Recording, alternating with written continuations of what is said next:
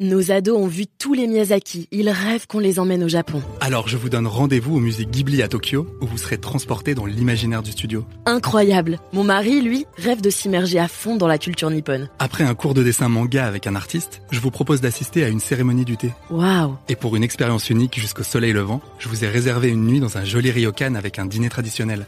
Je nous y vois déjà. Avec Marco Vasco, ne rêvez plus, vivez votre voyage l'esprit libre. Au rendez-vous sur marcovasco.fr pour imaginer votre prochain voyage sur mesure.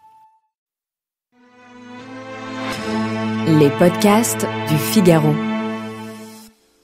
1944. Le débarquement en Normandie, l'insurrection de Paris, les Allemands repoussés. Et à la fin de l'année, à part l'Alsace, toute la France est libérée.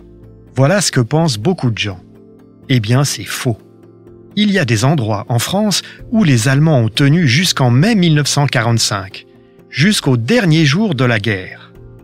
À Dunkerque, Lorient, Belle-Île, Saint-Nazaire et sa région, Guérande, Savenay, mais aussi à La Rochelle, à l'île de Ré, à l'île d'Oléron, à Royan.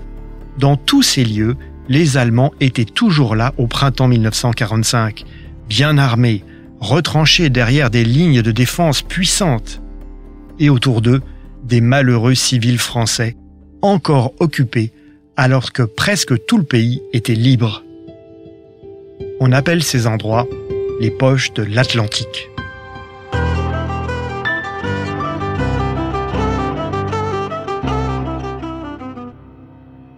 Leur histoire particulière commence le 19 janvier 1944. Ce jour-là, Hitler déclare 10 ports français forteresses. Il ordonne d'y résister jusqu'au dernier homme en cas de débarquement. Hitler veut empêcher les Alliés d'utiliser ces ports pour acheminer des renforts et du matériel. Il s'agit pour lui d'entraver l'avance des Alliés vers l'Allemagne. Puis arrive le 6 juin 1944 et la bataille de Normandie. Les Alliés réussissent à s'emparer de certains des ports transformés en camps retranchés par l'occupant. Cherbourg, Le Havre, Calais par exemple. Et puis, début octobre 1944, Eisenhower considère qu'il a pris un nombre de ports suffisant sur le littoral atlantique. Or, les Alliés ont perdu beaucoup d'hommes dans ces batailles.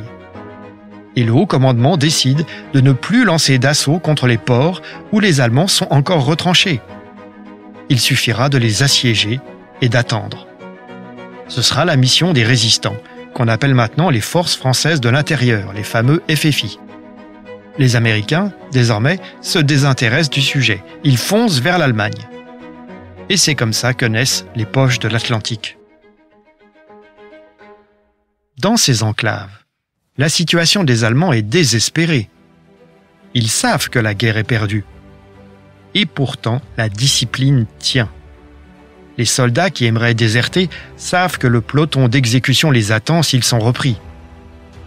Les généraux, eux, savent que la Gestapo se vengera sur leurs familles restées en Allemagne s'ils se rendent. Et puis, les liaisons radio avec Berlin sont maintenues. Certains sous-marins, les fameux U-boats, vont même réussir pendant des mois à ravitailler ces enclaves encore occupées en France. Incroyable mais vrai, comme le raconte un livre collectif passionnant, Les Poches de l'Atlantique, dirigé par Michel Catala et paru aux presses universitaires de Rennes.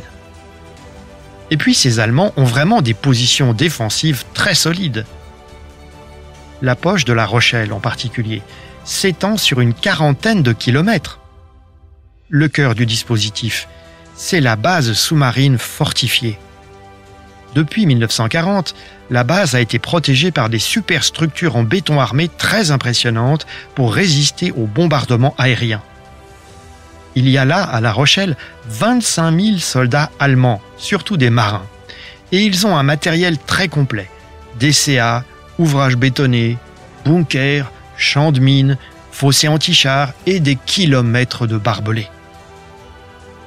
Côté français, De Gaulle regroupe 75 000 résistants et confie le commandement à un fidèle de la première heure, le général Delharminat, compagnon de la Libération. Les ordres de De Gaulle sont formels. Il faut réduire ces enclaves occupées par la force. Mais sur le terrain, pour les résistants mal armés, mal équipés, qui assiègent ces enclaves, c'est pas gagné.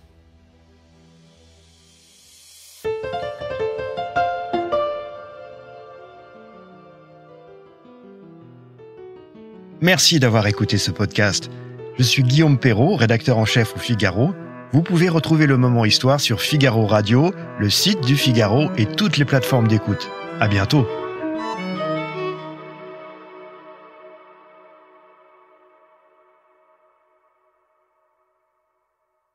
Nos ados ont vu tous les Miyazaki. Ils rêvent qu'on les emmène au Japon. Alors je vous donne rendez-vous au musée Ghibli à Tokyo, où vous serez transportés dans l'imaginaire du studio. Incroyable. Mon mari, lui, rêve de s'immerger à fond dans la culture nippone. Après un cours de dessin manga avec un artiste, je vous propose d'assister à une cérémonie du thé. Waouh. Et pour une expérience unique jusqu'au soleil levant, je vous ai réservé une nuit dans un joli ryokan avec un dîner traditionnel. Je nous y vois déjà. Avec Marco Vasco, ne rêvez plus, vivez votre voyage l'esprit libre. Au rendez-vous sur marcovasco.fr pour imaginer votre prochain voyage sur mesure.